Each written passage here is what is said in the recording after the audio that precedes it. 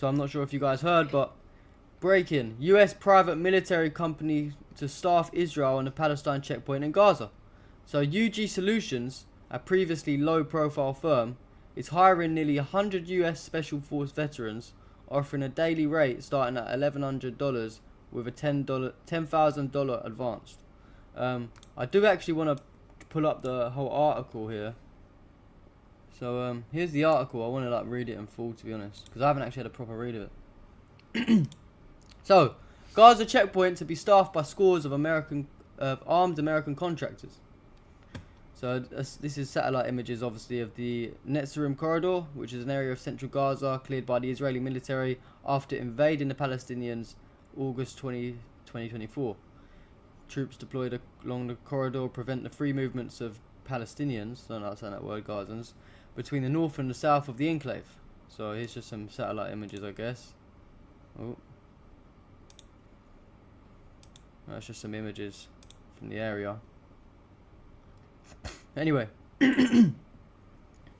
So, Washington, January the 30th, Reuters. A small US security firm is hiring nearly 100 US Special Forces veterans to help run a checkpoint in Gaza during the Israel-Hamas truce, according to a company spokesperson and a recruitment email sent by Reuters, introducing armed American contractors into the heart of one of the world's most violent conflict zones.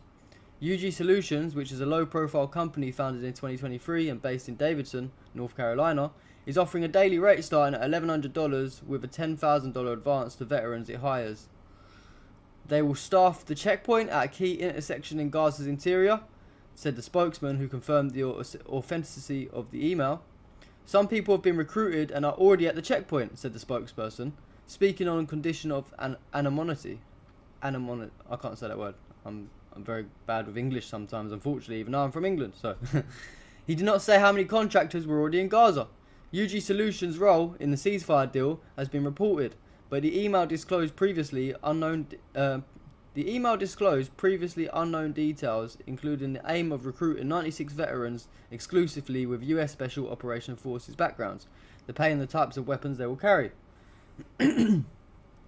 Reuters posted on January 7th that Emirati officials had suggested the use of private contractors as part of a post-war peacekeeping force in Gaza, and that the idea had caused concern among Western nations.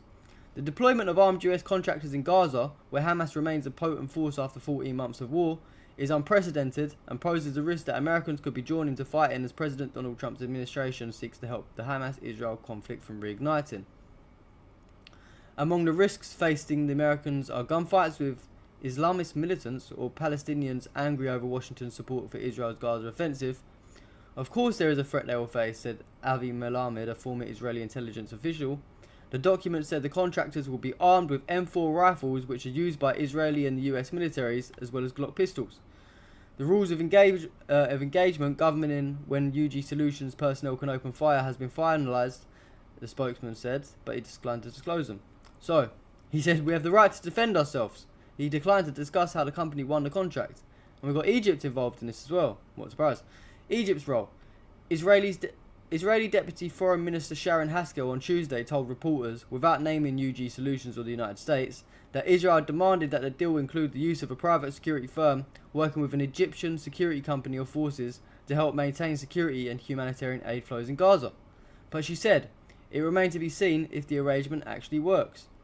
Earlier rounds of ceasefire negotiations were held up by an Israeli demand to staff the checkpoint with its own troops. Witnesses in Gaza in recent days have described Egyptian security personnel at the checkpoint using scanners to look for weapons concealed in vehicles. An Egyptian source said that the Egyptians at the checkpoint were special force trained in recent months, including on counter-terrorism.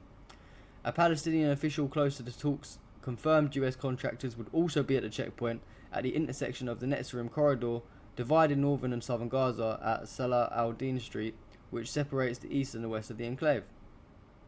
So we've got the approximate locations of where the two corridors would be that will be controlled by Israel.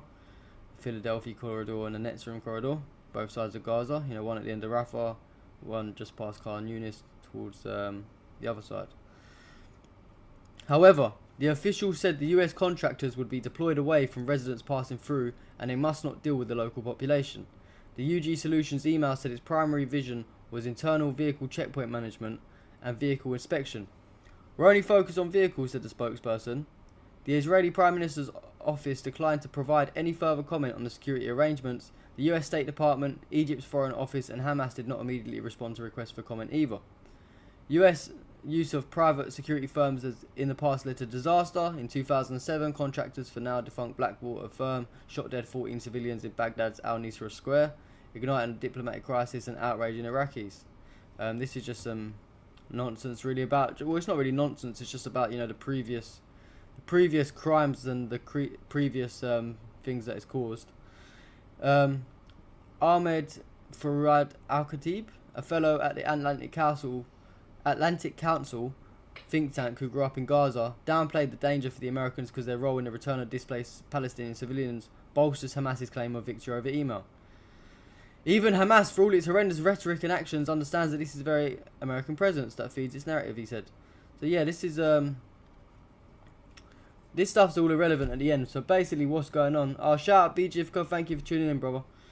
So basically what's going on here is, you know, well, I don't know how to put it into short words really. Basically what the tweet said, you know, UG Solutions, which was a previously low profile firm, is basically hiring US Special Forces to monitor the border with higher pay rates with the help of Egypt. So what can we say? Obviously no one wants that going on, you know. Why can't Hamas control the border? You know, they're the ones that are legally governing Gaza. Why has Egypt and America got to be involved in this, you know? Very strange, but